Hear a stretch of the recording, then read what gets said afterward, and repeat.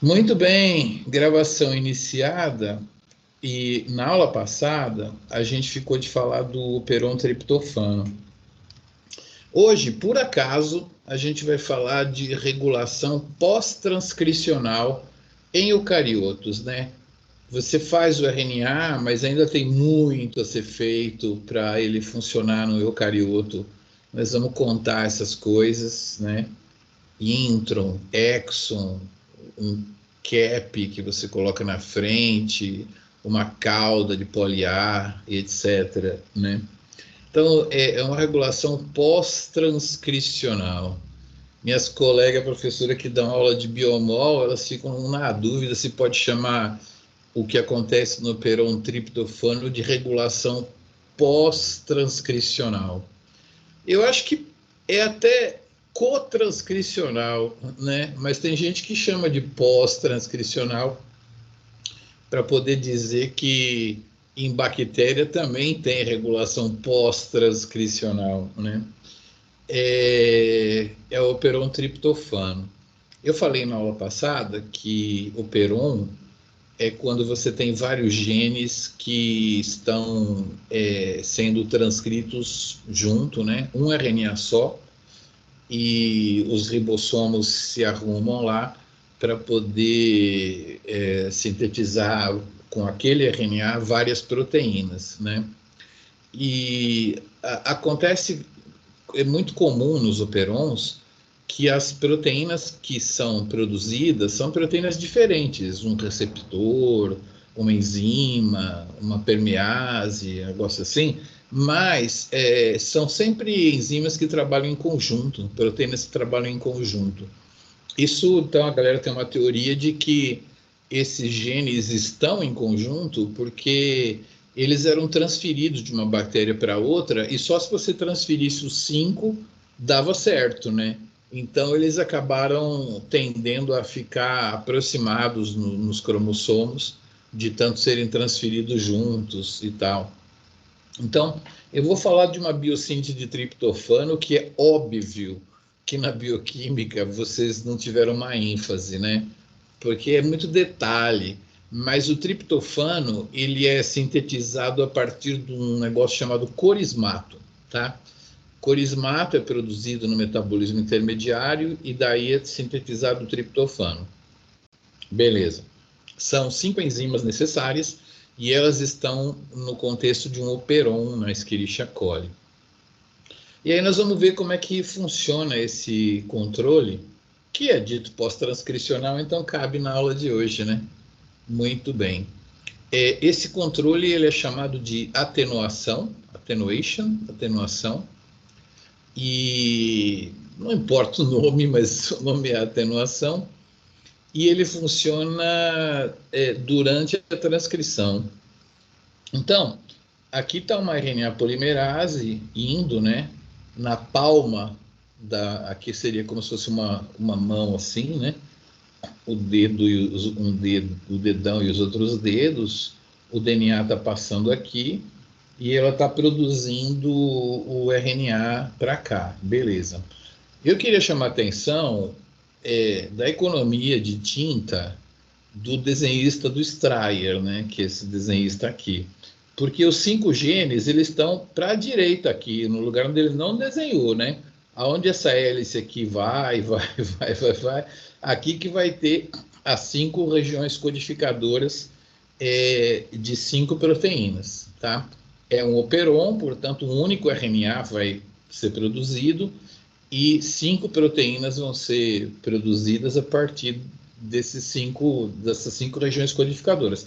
Elas estão lá para a direita, entendeu? Nós estamos discutindo o início do RNA. O RNA começa aqui, né? E se ele for transcrito mesmo até o final, vai produzir as 5 proteínas. Se ele parar por aqui, elas não vão ser produzidas, tá? Então é um mecanismo que ou para ou continua, tá?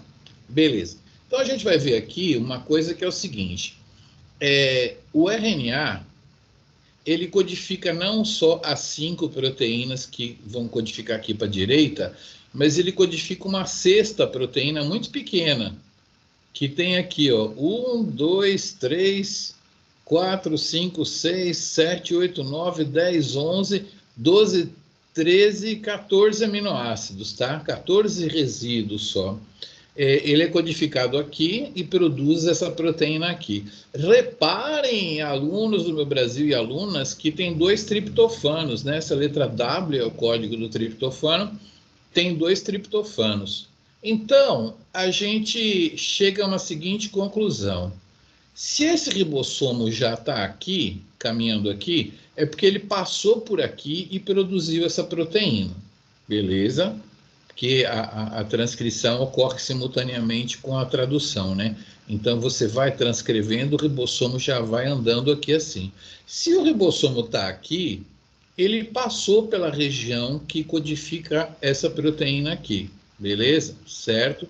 Muito bem. Se esse ribossomo está aqui, então, concluímos que a célula tem triptofano, né? Porque aqui tinha 2, a célula tem triptofano. Então, se a célula tem triptofano, para que eu quero produzir aquelas 5 proteínas?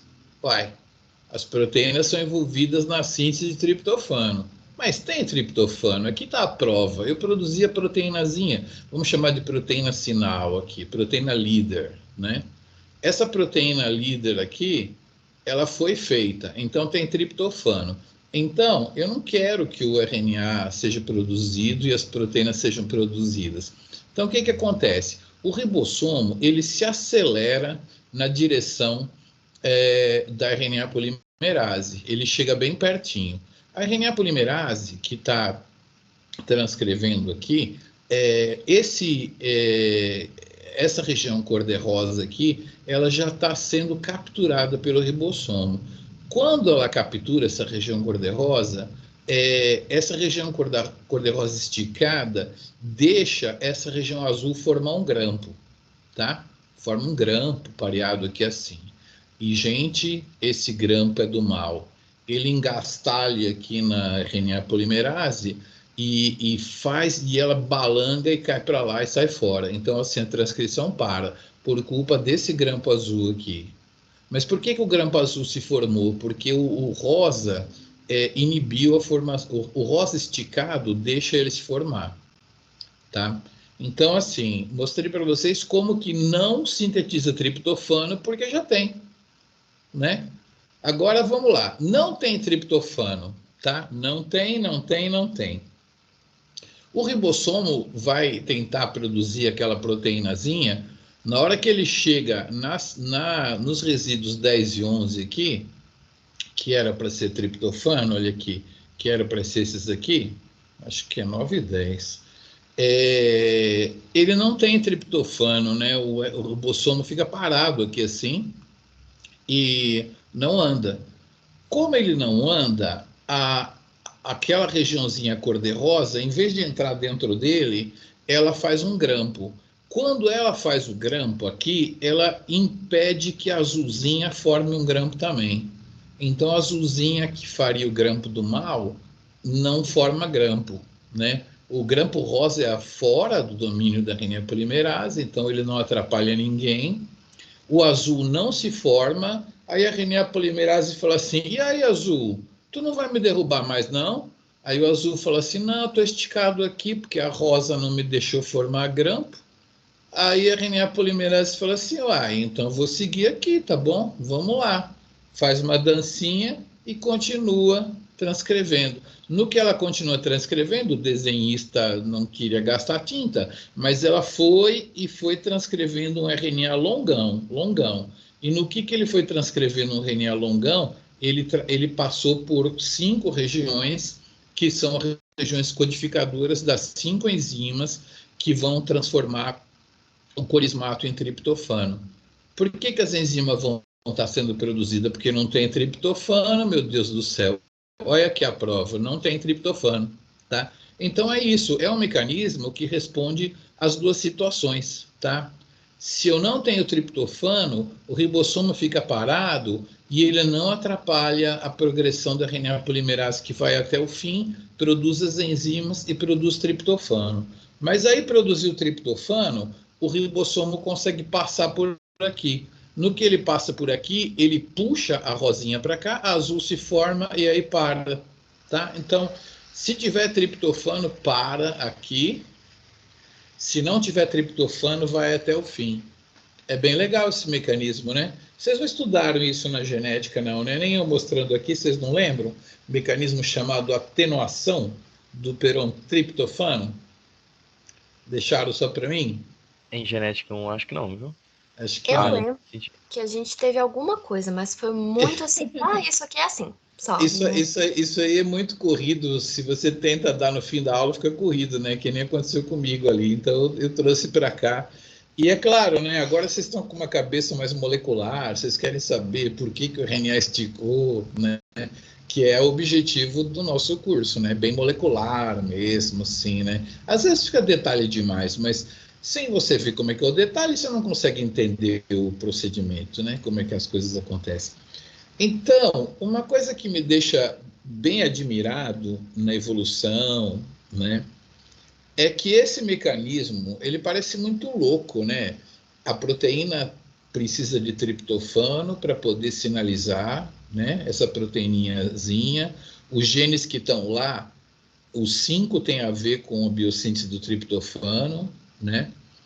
E eles têm a ver com a proteínazinha sinal T-triptofano. É um sistema super complexo, assim, né?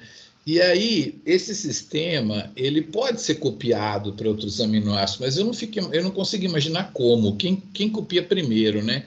Troca aqueles genes, depois troca o sinal, a proteína. Eu não sei. Isso daí é uma coisa que, assim, me deixa muito curioso, muito, muito, muito curioso. E então eu tenho que contar para vocês que esse mecanismo de atenuação ele não ocorre só no perontriptofano, ele ocorre em outros operons. Então eu vou mostrar um trechinho dessa proteína líder aí, ó, nos outros operons. Olha lá. Na letra A é um operon para treonina. Os genes que vão estar lá para frente vão estar atuando na síntese de treonina. E olha quantos THR tem aqui nessa proteína líder aqui, ó. Tá tudo em rosinha, né? Aqui. A isoleucina é priminha da treonina, por isso que está marcada também, mas as treoninas estão aqui, né? Então, a proteína líder do operon de treonina tem treoninas, mesma coisa. O segundo é o operon de fenilalanina, né? Olha quanta fenilalanina tem aqui na proteína líder do operon de fenilalanina. Eu fico me perguntando como que a natureza, a partir de né, o sistema, copiou para mais outros dois. Não só mais outros dois, mas para 3. Ó. Essa aqui é a proteína líder do operon de histidina. Tem muitas histidinas também, né? Então, é muito interessante isso, como que uma invenção, um sistema que é interessante, ele é lógico, né? Não é que ele seja inteligente, não tem um neurônio, mas ele segue uma lógica. Quando tem isso, não tem aquilo, quando não tem aquilo, né? Se você pegar um sistema de canos, né? Num jogo de RPG, você chega numa ilha deserta, tem um sistema de canos ali. Se você jogar água por um cano, logicamente vai sair pelo outro, né? Por um lá, uma malha de canos, né? Você usa sua lógica e vê por onde que vai sair aquela água lá. É lógico, não é que a água tem neurônios, entendeu? Mas segue uma lógica. Isso aqui é um sistema extremamente lógico, muito lindo, e ele ocorre em 4 vezes na evolução. Eu comecei a fazer uma pesquisa para saber qual que teria sido originado primeiro e tal. Aí o garoto estava para defender o doutorado, ele defendeu o doutorado e deixou essa pergunta aí.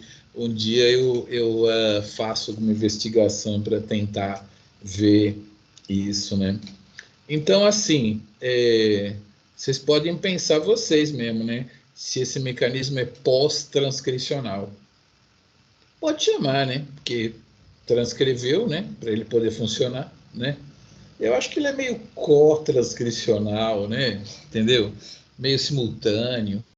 Mas, assim, o pessoal às vezes gosta de chamar de pós-transcricional para poder falar que bactéria também tem.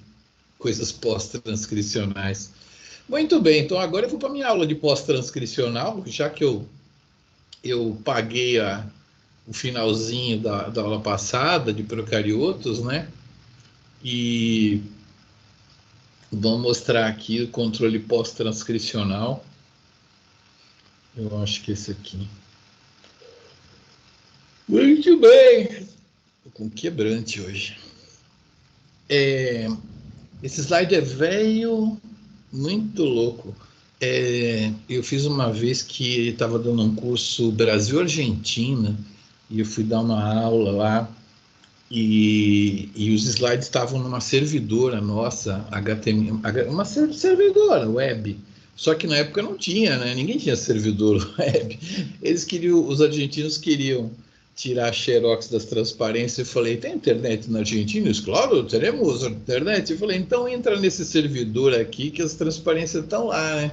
É a famosa Cromatina, um servidor nosso aqui que é mais velho que vocês, com certeza mais velho que vocês. E tinha esses slides lá daquele tempo.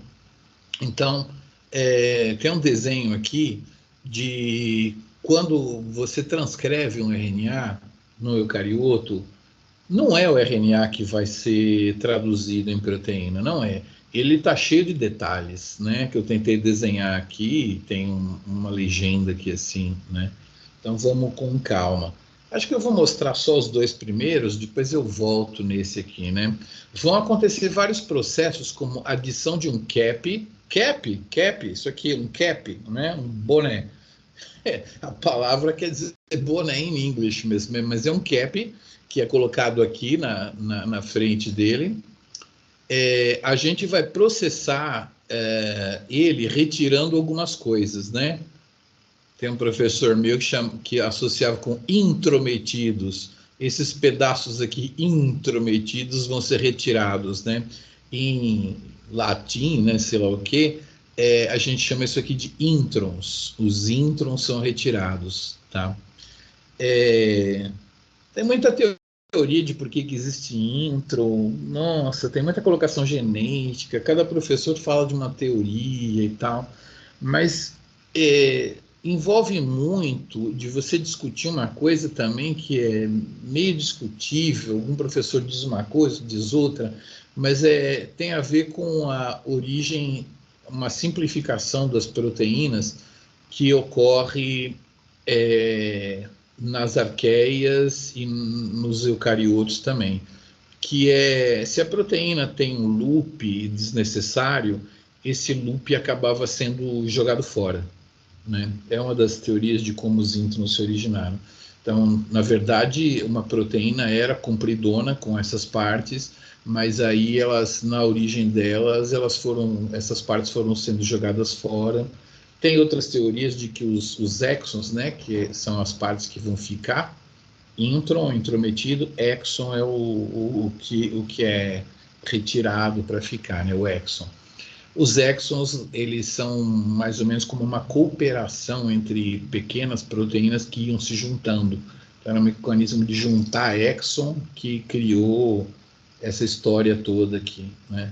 Mas a gente sabe, recentemente, as bactérias aprenderam a eliminar fragmentos, né? Então, elas não têm intron porque elas não gostam, porque isso despende muita energia.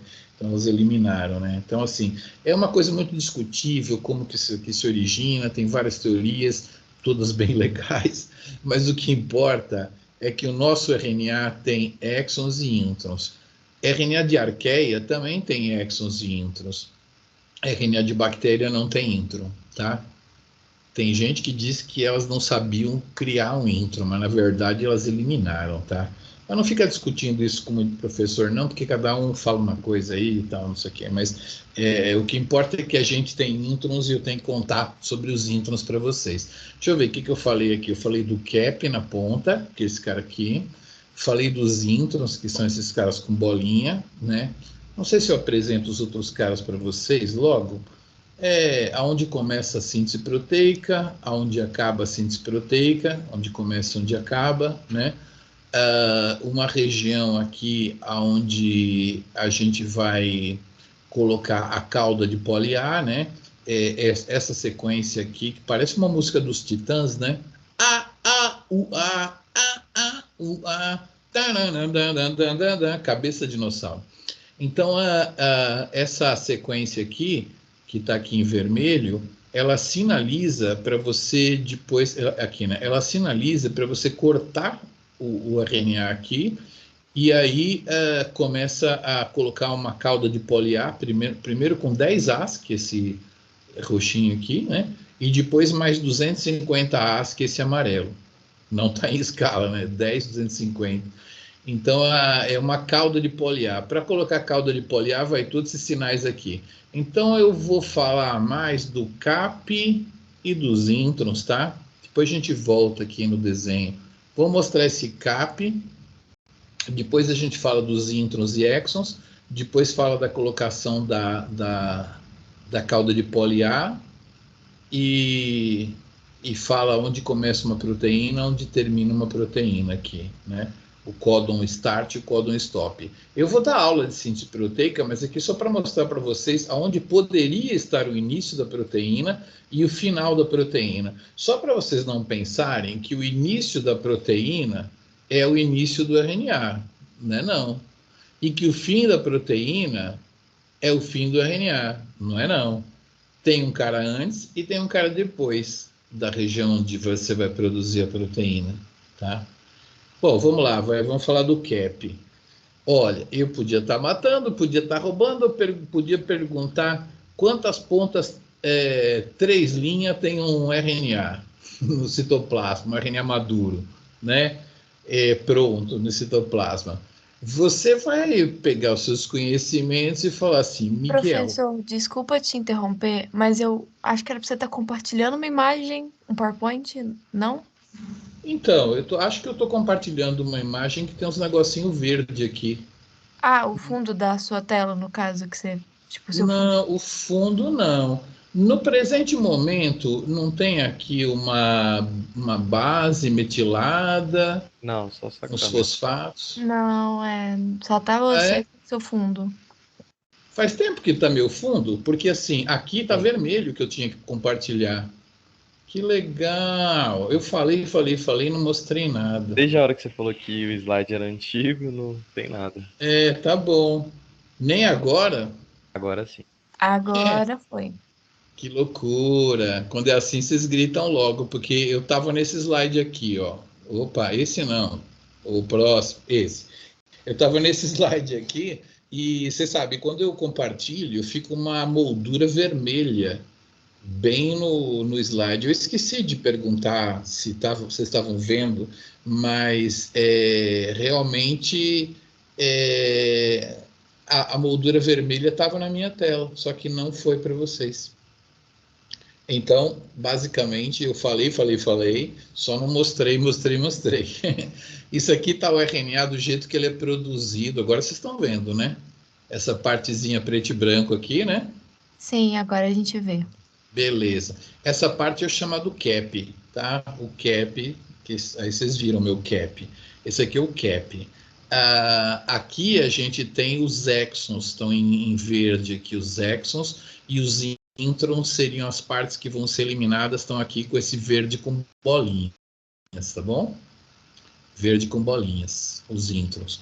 Então eu vou falar principalmente do CAP agora, que é esse cara aqui. Vou falar dos exons, que é esse verde claro, e dos introns, tá bom? E depois eu falo do resto, então. Aqui é a região onde a cauda de poli-A vai ser colocada, né? Só para mostrar, né? Esse azul aqui é onde a proteína começa a ser produzida, é um sinal. Esse aqui é onde vai estar os stop códons, a gente vai estudar isso depois, esses dois. Mas aqui nesse finalzinho aqui tem a região onde tem o AAUA, que é esse vermelho aqui, né? E ele vai ter uma proteína que vai mandar cortar exatamente nesse geobox, que é esse aqui, né? Então, o final de um RNA, ele é editado, ele é cortado, né? Vai ser cortado aqui, tá? A proteína senta aqui e manda cortar aqui. E aí depois a gente coloca 10 As, que está aqui em roxinho, e eu falando de roxinho, não estava mostrando. E aí depois entra esse amarelo, né? Entra primeiro 10 As, depois 250 As. Bom, beleza, isso foi o que eu falei, é só um desenho, um esquema. E então aqui tem o RNA do jeito que ele é feito e como que ele fica, né? Então vamos ver primeiro a história do CAP, né?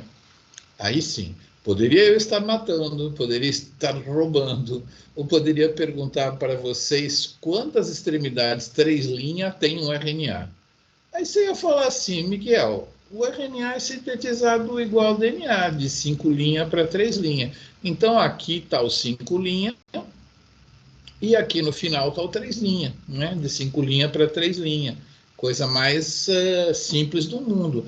Então vai ter um 3' nessa ponta de cá e aqui um 5', né? Beleza. Eu jamais faria isso porque seria uma pegadinha muito tosca, né? Na célula de mamífero, assim, né? Nós, né? Nos eucariotos, né? Na verdade, o RNA está sendo representado de 5' para 3' lá para baixo, tá? Ó, 1', 2', 3', 4', 5', fosfatos, tá? No 5'. Aqui era o antigo 5' e o RNA está indo lá para baixo, ele está sendo feito.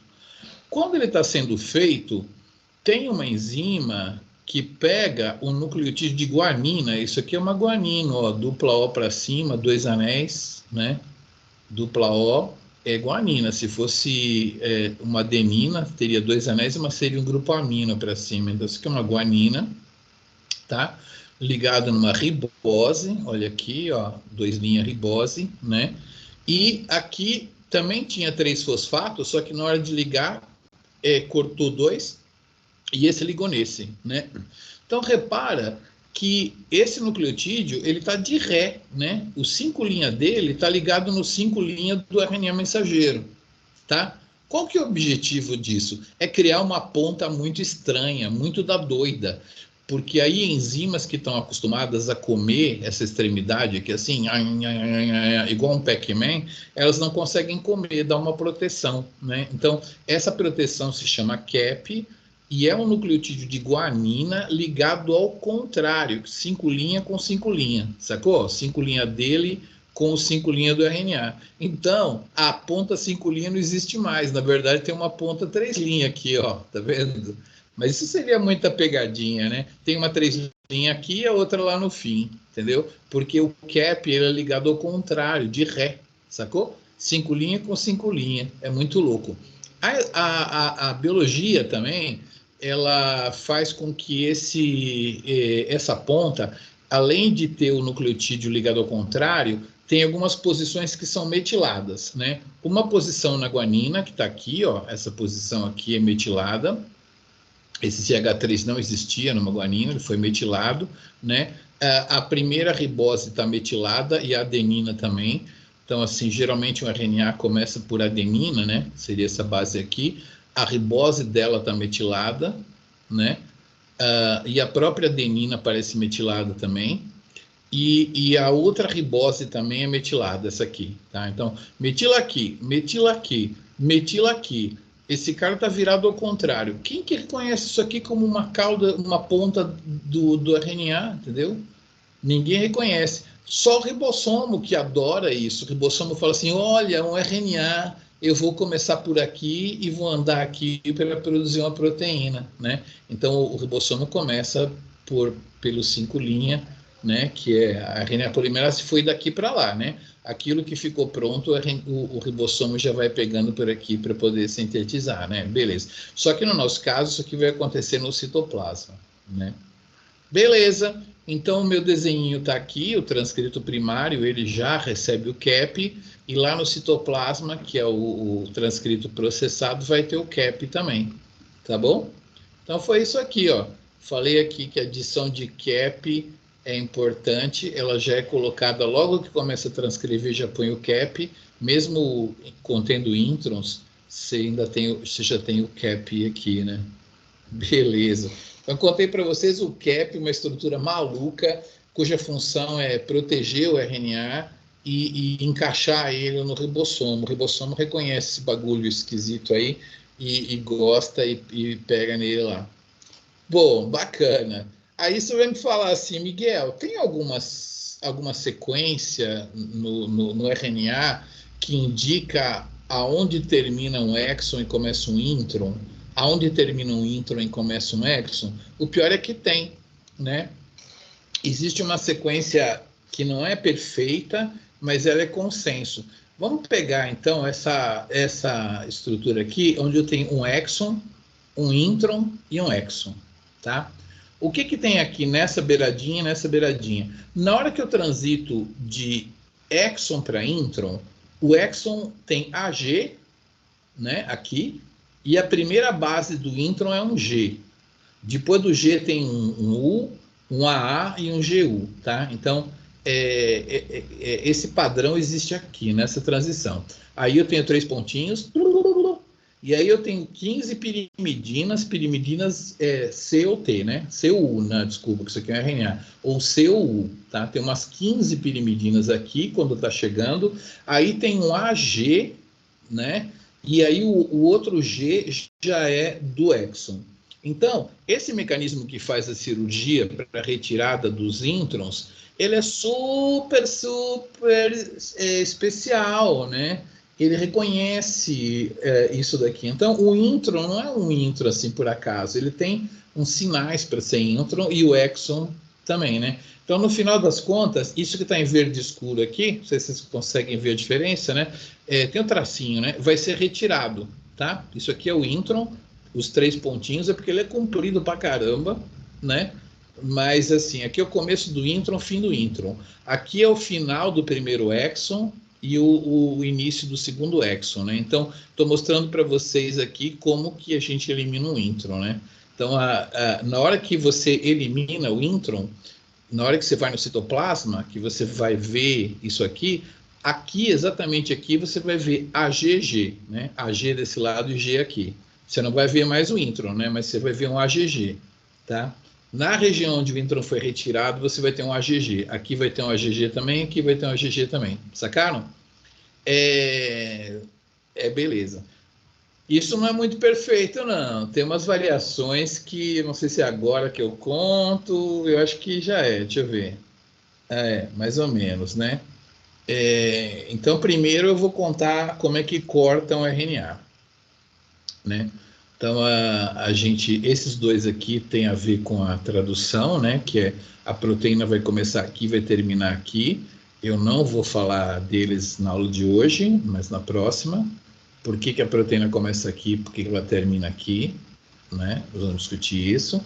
Mas nós vamos discutir, então, esses caras aqui de baixo, que é essa música dos Titãs, né? A, tananana, cabeça de dinossauro. Como que a gente faz para terminar um RNA? Então, vocês sabem, né? Tem música onde termina com power chords, né?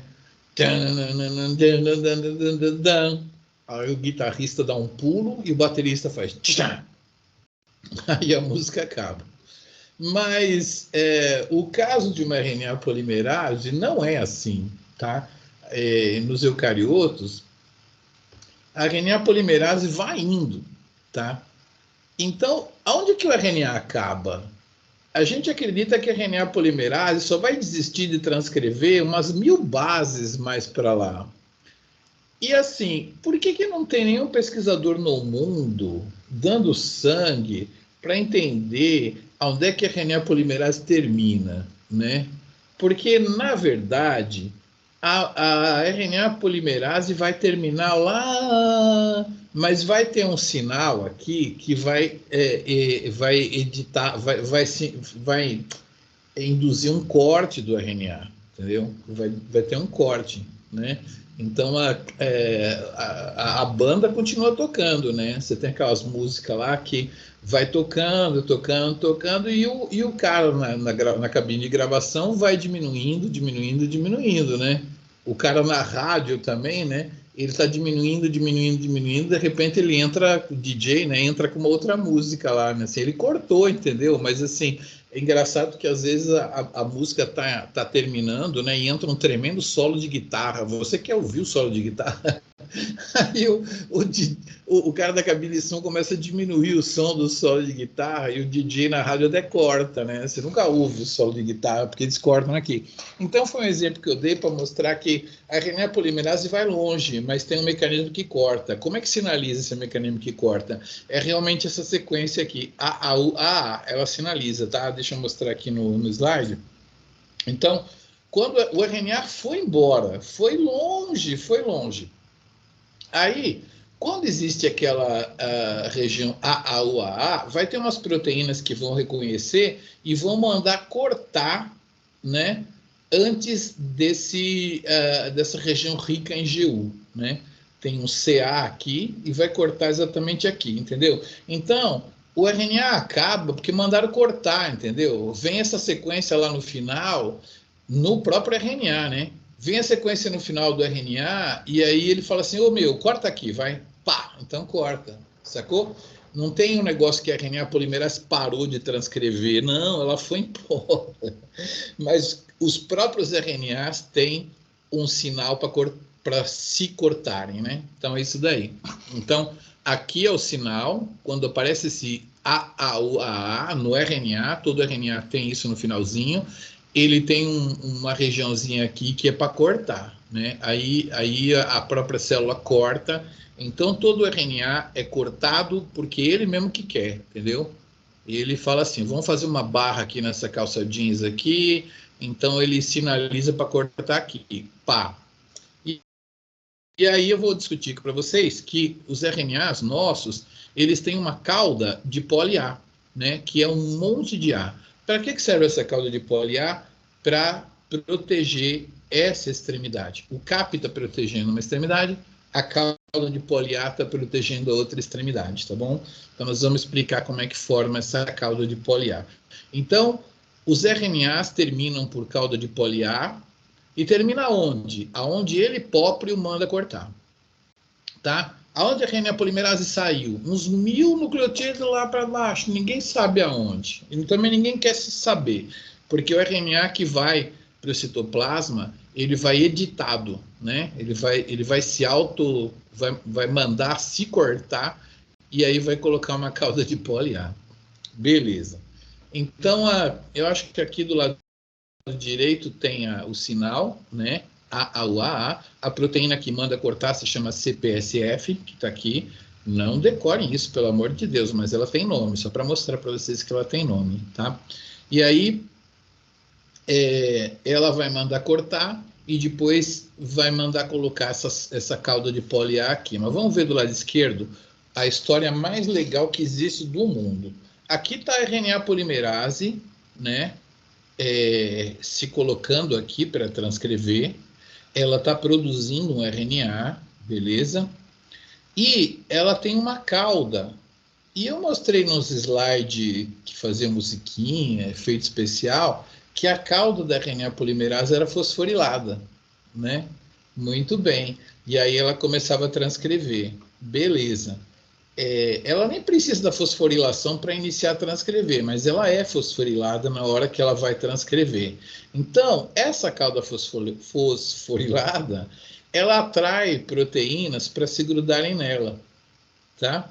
É bem bonito esse mecanismo, né? A própria RNA polimerase, ela vai fazendo o RNA e ela, pela fosforilação da cauda dela, ela atrai essas proteínas aqui para ficarem na caudinha dela.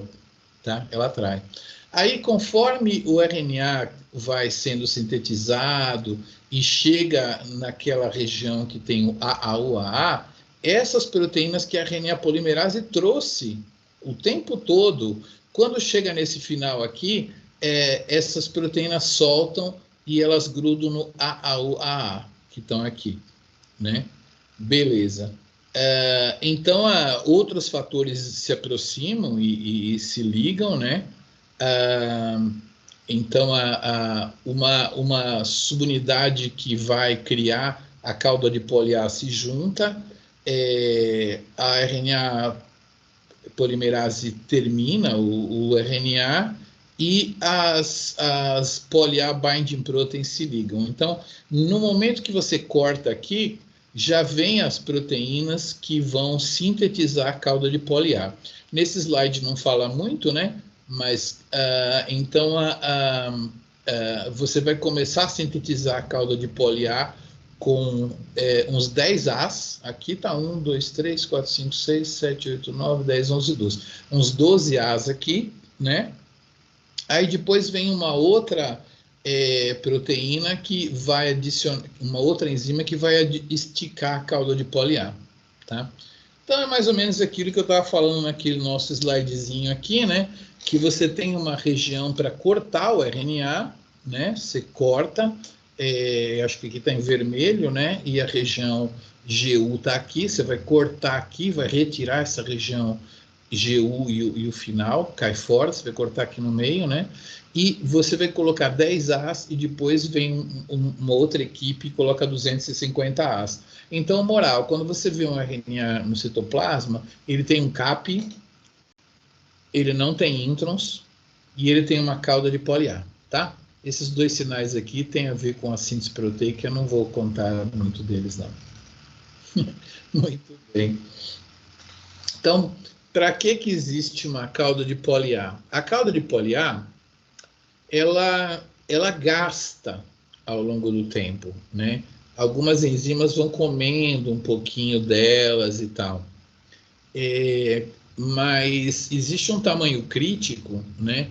Que se essa cauda de poly-A cair abaixo de 27, ela começa com 200, 250, 300. Aí ela vai gastando um pouquinho, algumas enzimas vão comendo um pedacinho daquele RNA, e aí elas se cansam e param. Falam assim, nossa, só A tem aqui, vou sair. Não tem nem um salzinho, só A.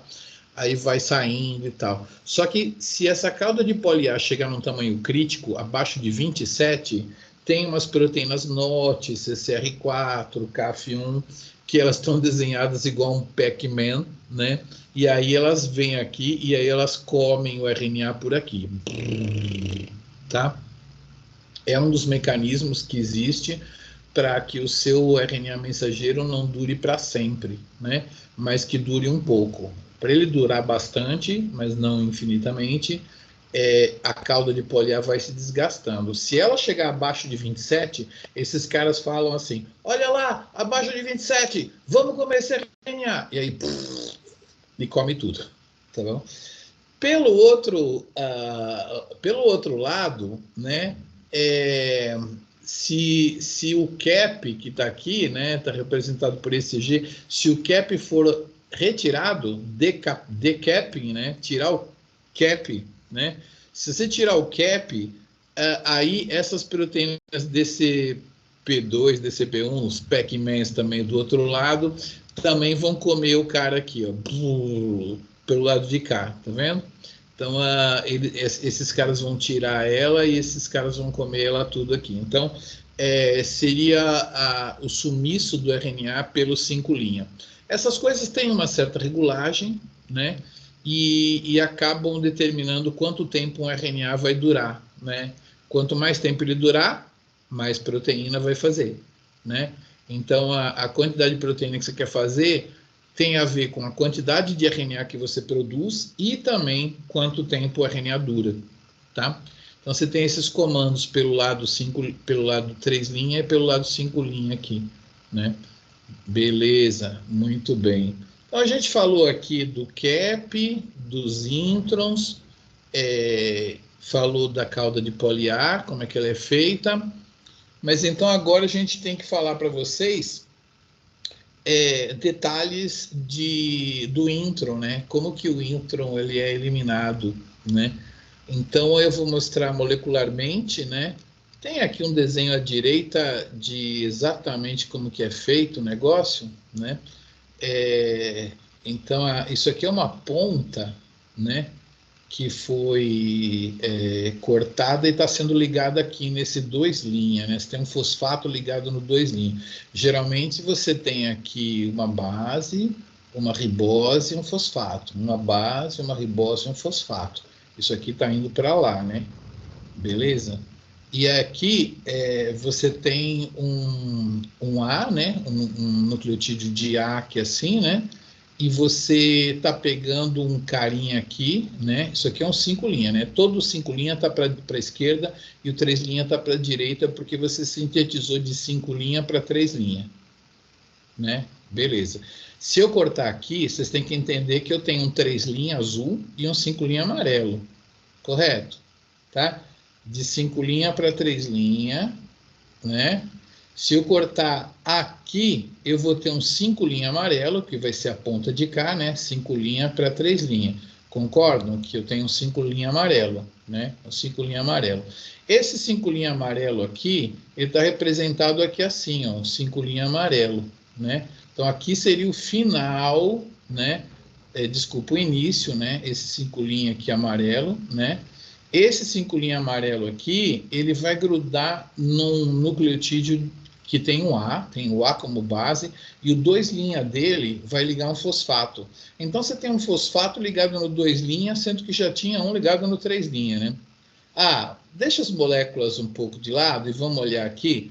Eu tenho um exon, um monte de proteínazinhas que contém RNA dentro, umas ribonucleoproteínas vão chegar aqui e vão fazer essa cirurgia. Elas vão cortar a parte de cima do intron e vão pegar e vão colar o próprio intron nele mesmo, tá? Aqui assim, ó, cola o próprio intron nele mesmo. Então, essa parte aqui amarela, né? Então, essa parte amarela é essa aqui, né? Você cortou lá e colou aqui nele mesmo. Então, você tem uma coisa que parece um laço de cowboy, né? O laço de cowboy está muito na moda. O laço de cowboy em inglês é chamado de lariate. Lariate. Está escrito aqui, lariate? Não, está em inglês, mas não escreveram lariate. Lariate é laço de cowboy, tem esse nome, um lariat, e forma um laço de cowboy. O lariat aqui, ó, lariate, tá? Forma o laço de cowboy. Então, primeiro você corta a parte 5' do intron, gruda no próprio intron, forma esse laço, né? E aí o 3' desse exon vai grudar no 5' daquele exon, né? Então vai formar uma estrutura onde você ligou um exon no outro exon, tá? E o lariat existe, você consegue ver isso no microscópio eletrônico, essa estrutura realmente é produzida. Quando você cospe fora um intron, você faz isso aqui, tá? Então é assim que um intron é cuspido fora, né? Muito bem. Esse cara é um amigo meu chamado Sandro de Souza. Ele é bioinformata, ele trabalha agora em Natal, na UFRN. Não sei se ele vai estar nesse seminário sexta-feira. Apresento ele para vocês. O Sandro, ele trabalhou muito a vida toda dele com splicing, que é o ato, é um verbo em inglês, né, splicing, que é o ato de retirar os introns, né? Esse ato de retirar os introns se chama splicing, né? Que é você picotar, dividir os RNAs, né? E ele estudou muito isso, e ele fala assim, Miguel, se você olhar para os RNAs agora, entendeu? Tira uma foto dos RNAs, metade deles vem de splicing alternativo. Eles são combinações de exons variadas, tá? A outra metade não é alternativo. Quem é exon, quem é intron. Metade do que a gente tem hoje no nosso organismo. A outra metade, ela é feita de opções. Então, é mais ou menos como se você fosse num restaurante Aquilo, né? Hoje eu fui lá no restaurante Aquilo e tinha um cani. Eu não gosto muito de comer cani, porque é meio sobra de peixe que eles comprimem, né? Cani, que é negocinho japonês lá. Eu pulei o cani eu pulei, eu não peguei o cani. Então, para mim, o cani foi intron. Aí a moça que estava comigo foi lá e foi direto no cani. Nossa, eu gosto disso aqui. Para ela, o cani foi exon, entendeu? Ela selecionou o cani, eu não. Aí a gente foi andando e aí eu não podia comer linguiça, e tinha um tropeiro, né? Então eu pulei o tropeiro, pulei a linguiça. Ela não, ela foi no tropeiro e foi na linguiça. Então, para ela, o tropeiro e a linguiça foram Exxon. Para mim, foram Intron, né? Aí eu cheguei numa tilápia, eu peguei a tilápia. Tá? Para mim, a tilápia foi Exxon. E para ela pulou a tilápia, porque ela estava lá com a linguiça, né? Botou mais uma carninha com cebola e completou lá, né? Aí eu peguei um purezinho, né? Que foi Exxon para mim e foi Intron para ela. Então, essas opções, elas existem. Eu vou dar um exemplo aqui só de desenho mesmo, desenhinho, né? Mas eu vou mostrar para vocês casos reais. Então, suponha que você tem um RNA chamado pré-RNA, que ele é feito assim, com um exon vermelho, um exon azul, um exon verde e um exon laranja, né? Beleza. Então, é possível que uma célula do nosso organismo, quando esse RNA é feito, ela processe isso aqui de tal maneira que ela fique com o vermelho, com o azul e com o laranja. Ela pulou o verde. Uma outra célula pode ficar com o vermelho, o verde e o laranja. Ela pulou o azul, tá? Então, assim, para essa célula, o azul é intron, né? Para essa célula, o verde é intron, né? Beleza. Para essa célula aqui, todo mundo é exon. Exon 1, exon 2, exon 3 e exon 4. E para essa célula aqui, o 2 e o 2B, desculpa, não é 3, o 2 e o 2B são introns também. Então, você fica só com o vermelho e o laranja. Isso é jeito de mostrar com desenho, né? Vamos ver se tem alguns genes de verdade aqui. Primeiro tem um desenho mais complexo. Então, essa história de splicing alternativo, ela pode ser muito cheia de variáveis, né? E então deixa eu explicar para vocês o que um professor, um cientista, um biólogo molecular quer dizer com esse V. Ele quer dizer que vai ter numa célula, situação número 1, aonde você tá com esse exon aqui, né? E aí depois você corta aqui e liga lá, né? É isso que significa esse V. Cortou aqui, ligou aqui. Então esse cara caiu fora, tá? Então, para a situação número 1, você tem esse exon, você gruda nesse exon, portanto esse cara é um intron, né? Para a célula número 2, para a situação número 2, esse cara é um exon, esse cara é um intron, esse cara é um exon. 1 e 2 estão de acordo, tá? Beleza. Conforme a gente vai estar indo aqui, isso daqui se chama pular um exon. Então, esse exon aqui, ele só vai ser exon na situação número 2, porque na situação número 1, quando chega no final desse exon, ele vai pegar o início do outro exon para grudar aqui, tá? Então, isso aqui tudo virou intron. O amarelo, azul claro e amarelo viraram intron para a situação número 1. Para a situação número 2, não. Você tem esse doador de splicing aqui, esse aceptor de splicing, a gente chama assim. Isso aqui vira intron e aqui é um exon. No final desse exon, você tem esse intron e gruda aqui, né? E aqui os dois concordam. Então, isso aqui se chama optional exon, né? O exon skipping. Beleza. Aqui seria um intron opcional, né? Então, na situação 1, aqui os dois concordam. Na situação 2, nessa situação os dois concordam. Esse cara é intron e esses dois são exon. Quando chega aqui, esse cara é intron para o cara de cima, para a situação 1. Mas para a situação 2 ele não é intron, não. Ele fica como exon, tá? E aqui igual nos dois. Então, assim, seria um intron opcional, né? Ele é intron só para o cara de cima. Aqui a gente tem mutuamente exclusivos, né? Então, todas as combinações, assim, não vou nem descrever tantas, mas aqui você tem o doador de splicing e o aceptor de splicing, né? Então, isso aqui virou intron, só que esse cara virou exon, e aí esse cara doa o splicing e recebe aqui, então depois desse vem esse. Então, isso tudo aqui cai fora no cara de cima. No cara de baixo, esse cara cai fora, então liga esse nesse, né? E aí eu pergunto para vocês, como será que a célula controla isso?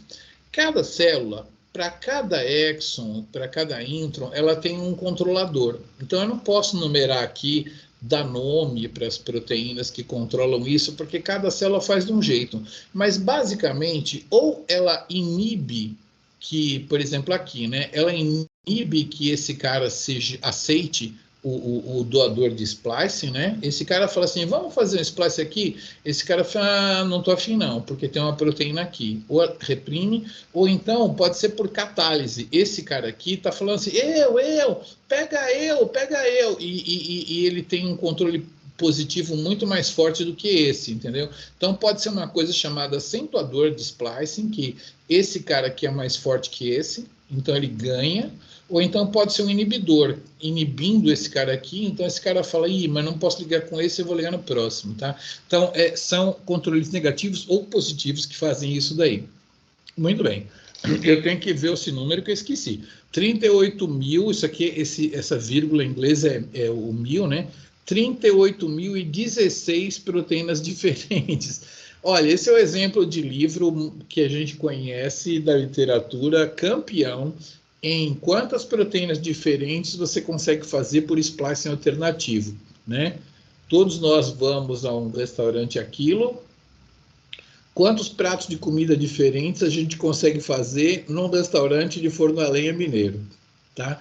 No caso aqui da drosófila, a drosófila tem essa região aqui, onde ela tem esse monte de subunidades aqui que podem ser escolhidas para compor o RNA maduro para formar a proteína, tá? Então, você tem umas regiões cinzas aqui, elas vão todas participar. Dessas regiões vermelhas, pode acontecer de uma delas só ser escolhida como exon, só uma das vermelhas, ou uma desse grupo, ou uma desse grupo, né? Aliás, desculpa, é uma desse grupo e uma desse grupo. Não, é uma só. Aí, então, depois tem uma região amarela, né? Aí, depois tem uma região verde, aonde você vai escolher uma verde dessas todas.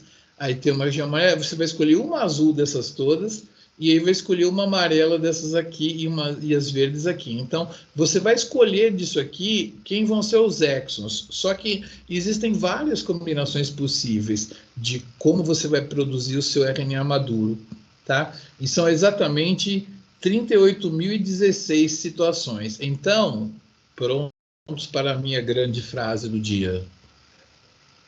Um gene pode fazer muito mais do que uma proteína, tá? Inclusive, essa é a grande diferença que nós temos de um camundongo, né, de um outro primata. Nós conseguimos fazer muitas proteínas com um gene só, tá? Muitas. Esse aqui é o exemplo campeão, né? É o exemplo de um único gene faz um transcrito e ele pode ser processado por splice alternativo para 36 mil proteínas diferentes, tá? Aí é sacanagem. Mas tudo bem, eu tinha que falar esse porque é o campeão, né? Vamos falar uns de verdade, né? Então, vou contar para vocês uns caras de verdade aqui mesmo, né? Que gene que é esse mesmo? Alternative Splicing da tropomiosina. Vocês vão estudar tropomiosina aí na contração muscular e tal, a tropomiosina. Então, aqui está o gene da tropomiosina. Quando eu olho no DNA, né, o DNA vai ter a região do exon e do intron, beleza? Então, ele pintou de vermelhinho aqui supostos exons, né, e supostos introns.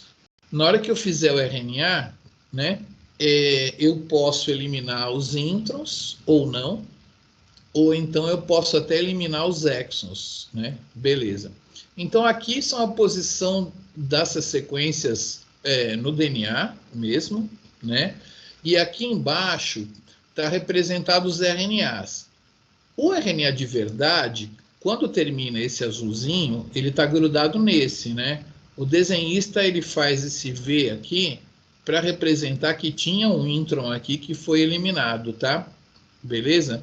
E quem que foi eliminado? Aqui está na posição do genoma, se você seguir o mapa aqui, esse cara vai continuar, tá? Esse pedaço de sequência vai sumir e esse cara aqui vai estar também, tá? Que o DNA, ele começa a transcrever a partir daqui, então você vai ter esse pedacinho, vai pular esse pedaço e vai ter esse pedaço aqui, tá? Nessa molécula aqui, que é sintetizada no músculo estriado, músculo esquelético estriado, tá bom?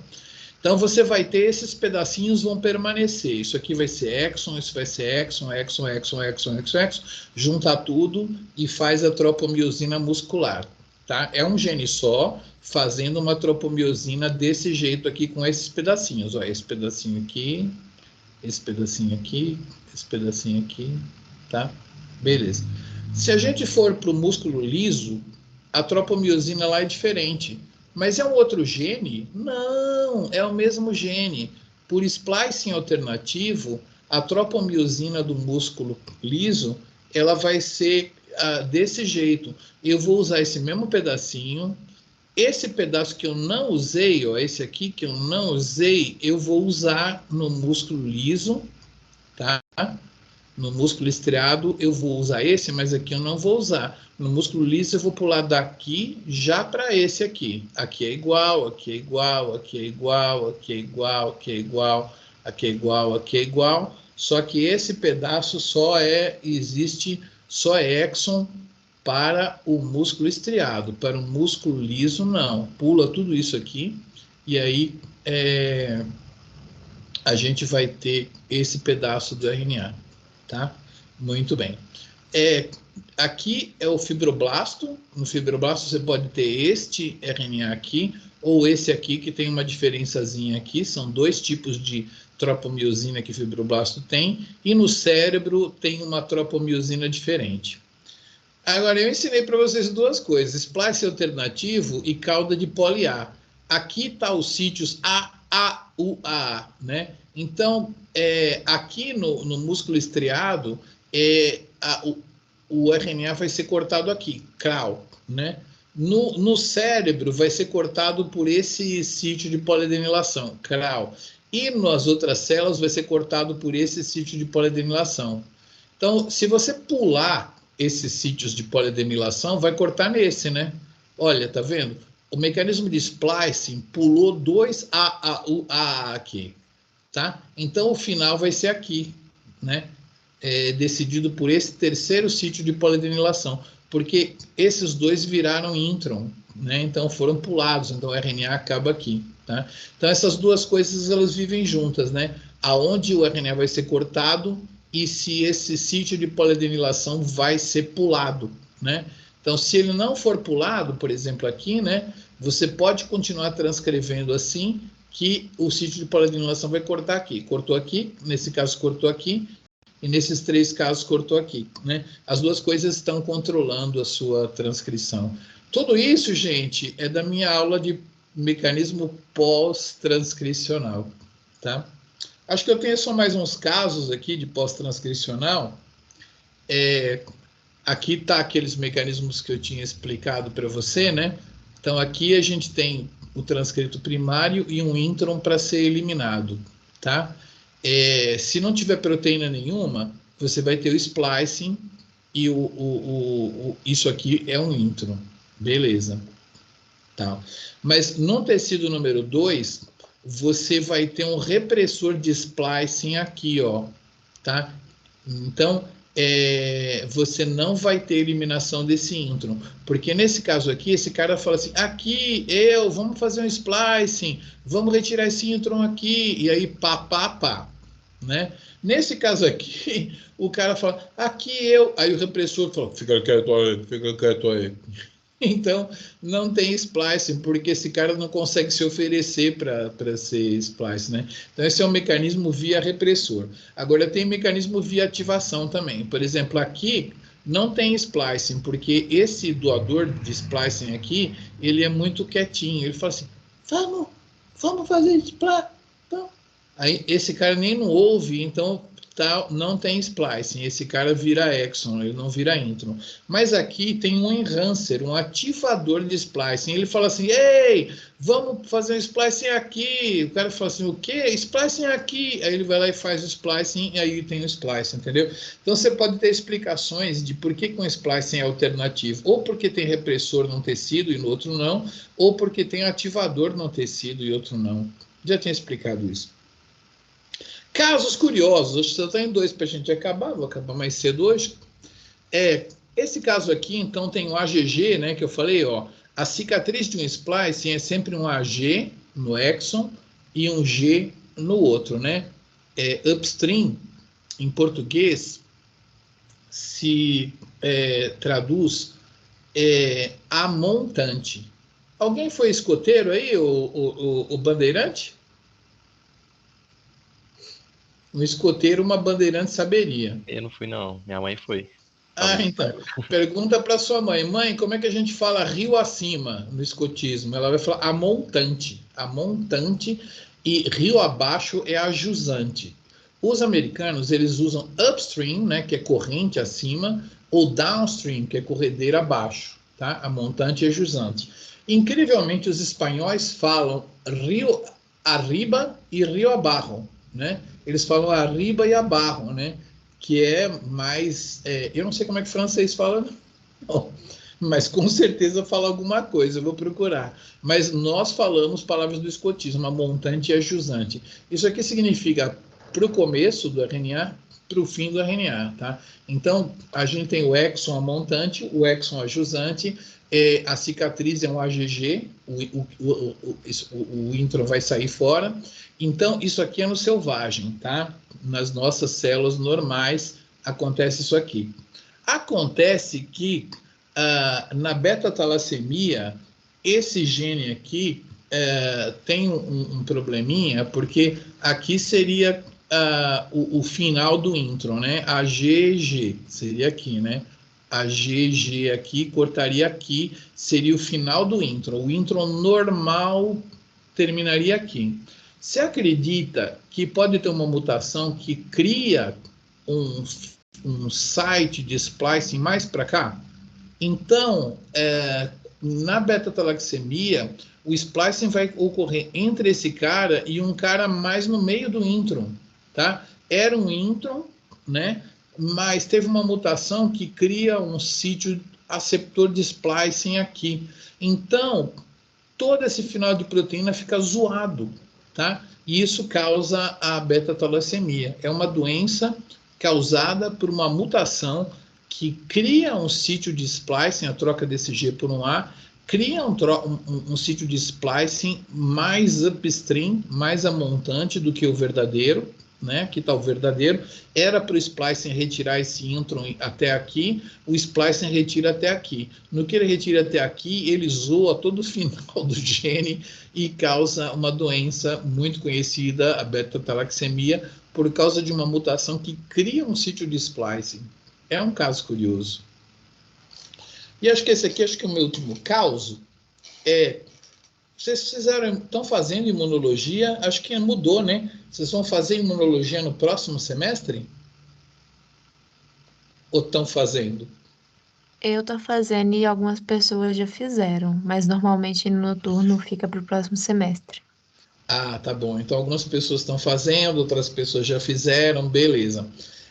O anticorpo, ele humano, né? Porque de camelo tem uma cadeia só.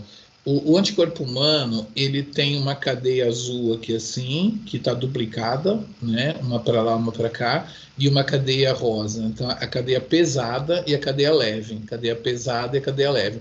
Isso aqui é um anticorpo. Todo anticorpo ele é bivalente. Você fala assim, o anticorpo contra o coronavírus, ele é duplo, né? Ele pode ligar um vírus aqui e um vírus aqui, tá? Beleza. Agora, todo anticorpo, ele existe antes mesmo do antígeno aparecer, tá?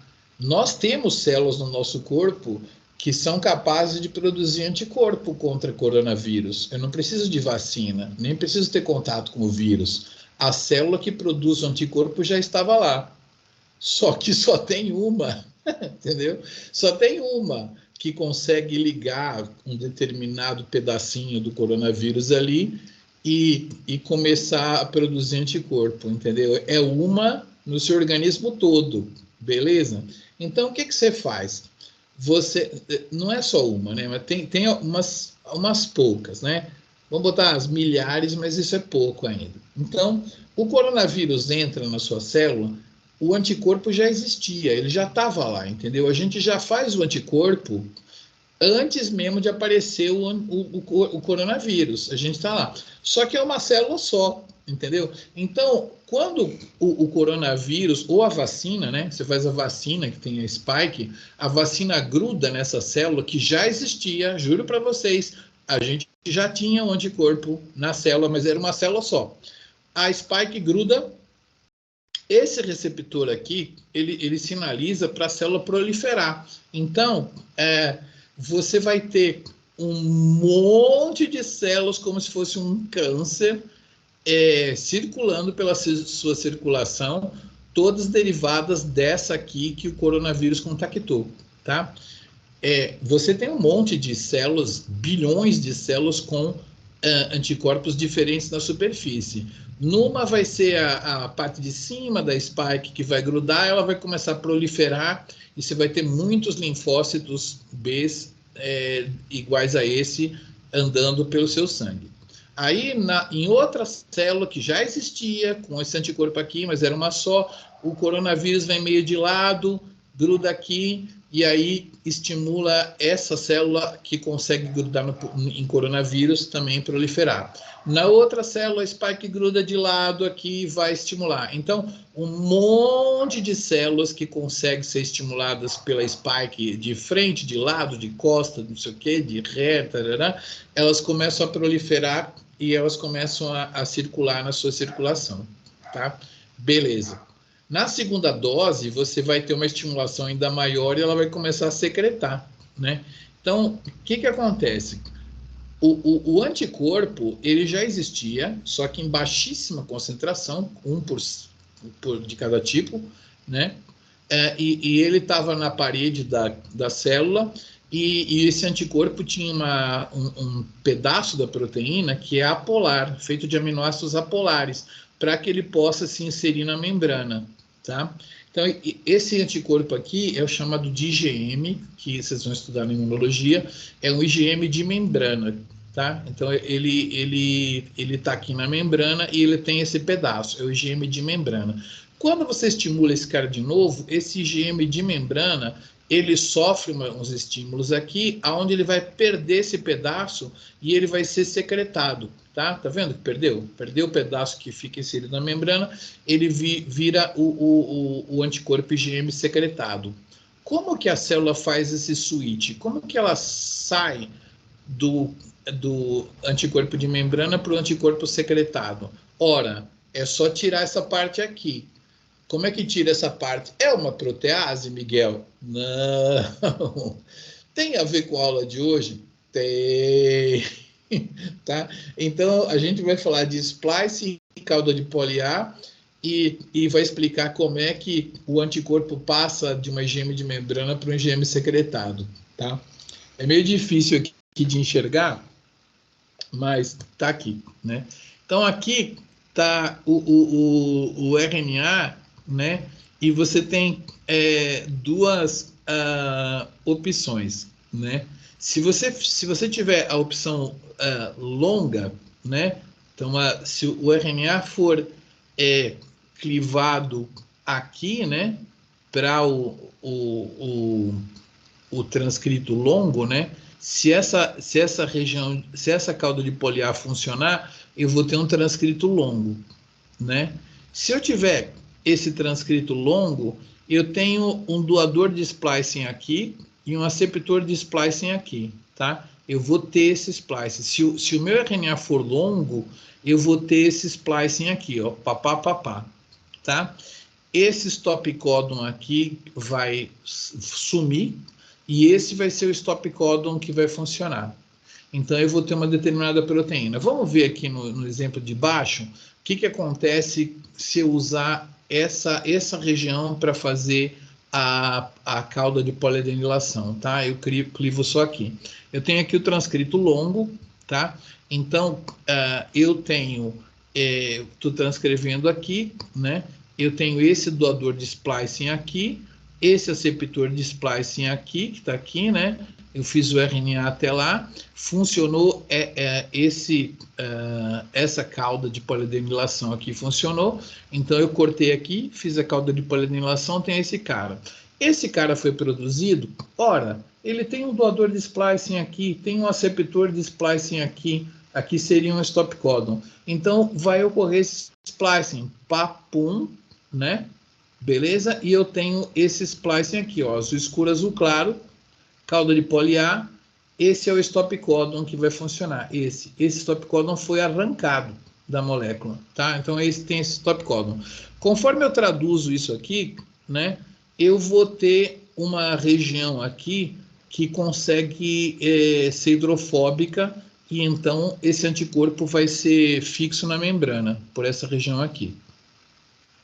Mas olha o que acontece se em vez de usar essa terminação, eu clivar o RNA mais para cima. Se eu clivar o RNA mais para cima, eu tenho esse stop codon que vai permanecer, mas esse mecanismo de splicing não vai ocorrer mais, tá? Então eu corto aqui, ó, veio aqui, né?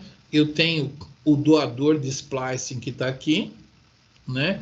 Cadê o aceptor de splicing? Foi embora, esse cara foi embora, porque eu cortei antes dele aparecer. Então, eu coloquei uma cauda de poli A, esse stop codon permaneceu aqui, ele tinha sumido na outra molécula, né, porque foi spliceado, coitado, ele está presente aqui, então eu vou ter uma proteína que vai ser traduzida, que vai ser feita aqui, aqui, aqui, aqui, e esse pedacinho que era intron na outra, tá? Então, né?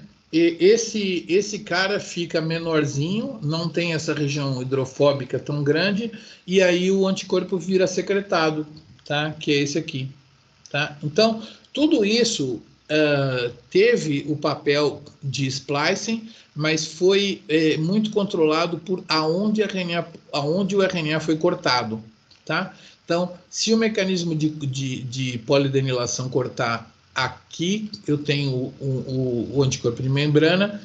Se ele cortar aqui, eu tenho um anticorpo secretado, tá? Então, essa coisa muito importante, que é a transição de IgM de membrana para IgM secretado, é feita por sinais de poliadenilação, tá? Não tem nada a ver com regulação no DNA, o DNA não está nem aí, né? O DNA fez um RNA só e pela cauda de poliadenilação, e isso interfere com o splicing, se vai ocorrer ou não, você tem a divisão entre esses dois fenômenos aí, né? Muito bem. Então, até aqui, eu esgotei aquele meu assunto de CAP, cauda de poli A, splicing alternativo, né? São vários assuntos. E eu acho que para terminar aqui, a gente vai terminar com o mecanismo de interferência de RNAi, né? Então, para terminar a nossa aula de hoje, a gente vai falar de um mecanismo muito legal que existe em vermes, em plantas, na gente. E antigamente, quando eu comecei a fazer biologia molecular, quando a gente queria apagar um gene de uma célula, a gente colocava o RNA antissense do RNA daquele gene. O gene, para ser produzido, a proteína precisa de um RNA, a gente colocava o antissense, né?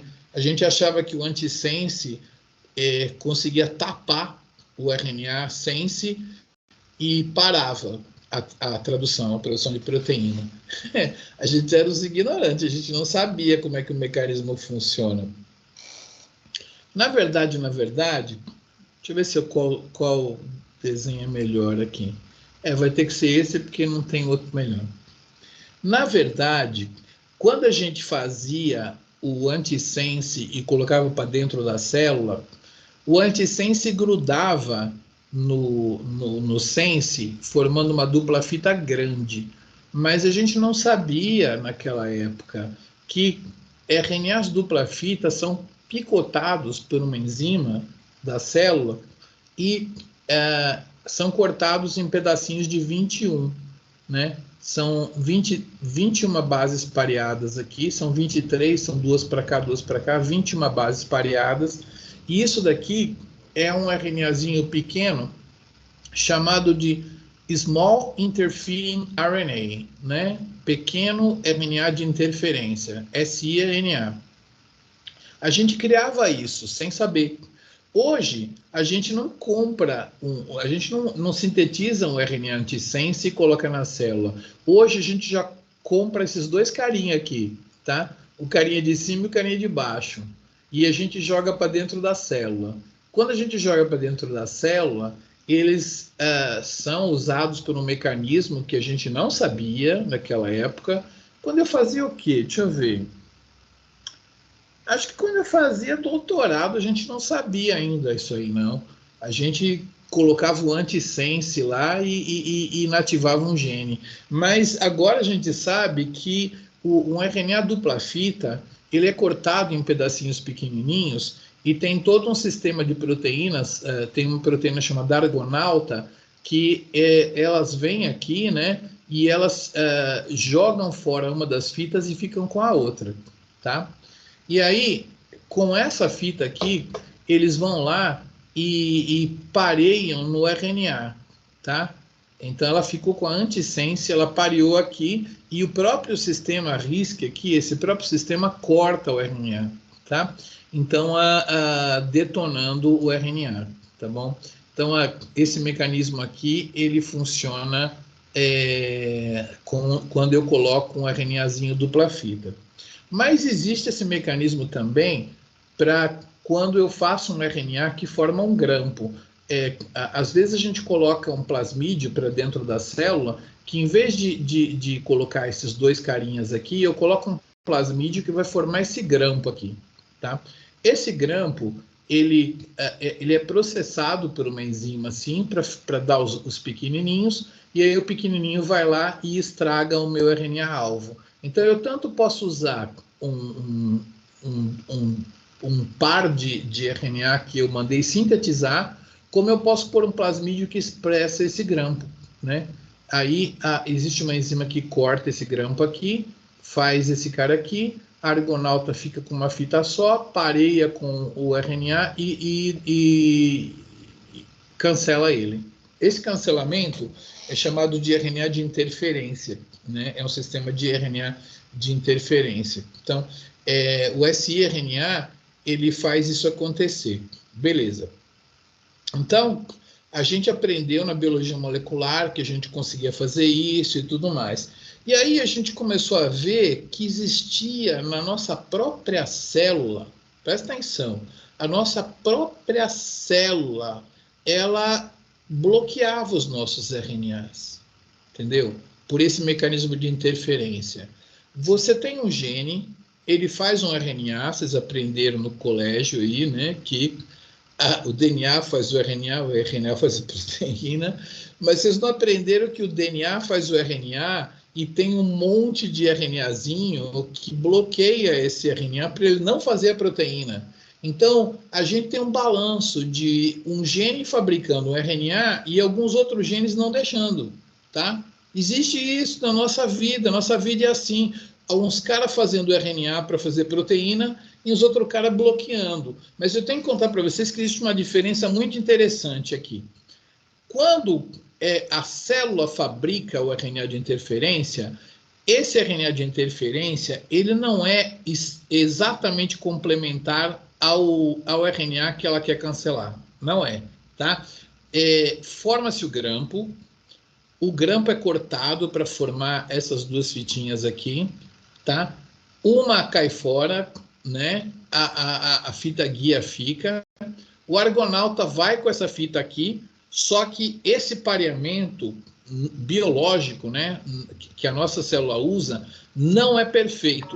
Não sendo perfeito, a argonauta não corta, mas a argonauta fica sentada lá, tá? Então, o nosso mecanismo de interferência biológico, ele não corta o outro RNA, mas ele bloqueia a tradução, tá? Acho que o próximo slide está mais ou menos falando isso daqui. Então, quando a gente tem um mecanismo que pareia completamente, esse mecanismo vai ser usado pelo argonauta e a gente vai degradar o RNA. Mas, se esses RNAs pequenininhos vieram do nosso próprio genoma, né, a gente forma o grampo, né, a enzima Dicer corta ele em pedacinhos, assim, formando os pequenos RNAs. Se foi um RNA nosso que formou esse grampo, ele é usado pelo argonauta, mas ele não corta o RNA, todavia ele bloqueia o ribossoma de seguir. Tá? Então, é um mecanismo de interferência, nós não destruímos o RNA-alvo, mas nós bloqueamos a tradução. Tá? Então, assim, nós temos esse mecanismo em nós. A gente tem um gene que está tentando produzir uma proteína e a gente tem um outro gene formando esses RNAs no formato de grampo. A gente chama isso de microRNA. Os microRNAs são produzidos pelo nosso próprio genoma para interferir com um outro gene. Tá?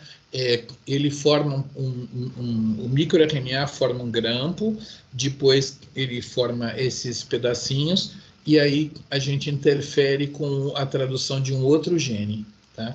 Beleza. E aí a gente foi estudando isso, né? E foi vendo que a proteína argonauta, ela tem esse RNAzinho guia que pareia com o RNA. Aí a gente se perguntou, será que isso acontece só no citoplasma? E o pior é que não. Na hora que o RNA está sendo sintetizado no núcleo, né, a argonauta vai lá com a sua fita guia e pareia lá. E sabe o que a argonauta faz? A argonauta chama desacetilase de histona, metilase de histona e metilase de DNA. Tá? Então, essa danadinha com essa fita guia vai lá na cromatina e faz a cromatina ter o sinal, né, o código de histonas do mal, para reprimir a transcrição. Tá? Então, assim, incrível isso. A gente tem alguns genes que são feitos para sacanear os outros. Né? Eles formam esse grampinho, né, que vira um RNA de interferência, que a argonauta usa uma das fitas, a outra ela joga fora, ela bloqueia a tradução e lá, enquanto o RNA está nascendo lá no núcleo, ela gruda lá também e chama as proteínas que mudam a estrutura da cromatina para ficar reprimida. Tá? Então, é uma coisa que a gente não sabia, mas existe. A gente tem um gene lá de boa, tentando produzir a sua proteína, faz o seu RNA para produzir a sua proteína, e lá numa outra região do cromossomo, tem um cara que faz um pré-microRNA, né, que é processado nesses microRNAs pequenininhos, que com auxílio da argonauta bloqueiam a tradução daquele gene e bloqueiam a própria expressão daquele gene. Tá? Então, sempre tem um gene regulando o outro. Tá? É muito comum, muitos foram descobertos já tem listas, bases de dados, bancos de dados de microRNAs e qual gene que eles controlam. E tem vários estudos onde, se você deleta o microRNA, um gene começa a produzir proteína. Se você ativa aquele microRNA, o gene para de produzir proteína. Tá? Então, assim, veja como a gente é um bicho complexo. A gente faz um RNA para produzir a proteína, só que tem um microRNA que bloqueia essa produção da proteína. Entendeu? E isso é muito comum. Então, a gente transcreve e se auto-inibe. Então, assim, a nossa regulação é complexa para dedéu, tá? Então, o mecanismo da biologia molecular, onde tinha, assim, DNA, RNA, proteína, agora tem DNA, RNA, microRNA, e você não vai produzir proteína nenhuma, não, tá? Então, esses foram os microRNAs. Eu depois tenho uns slidezinhos aqui, mas não preciso muito deles, não. Então, eu vou fechando a minha aula por aqui. Depois eu conto um pouquinho mais sobre a estrutura do cromossomo, as fábricas, para vocês verem. Então, vamos lá, deixa eu fechar minha aulinha por aqui hoje, parando a minha gravação.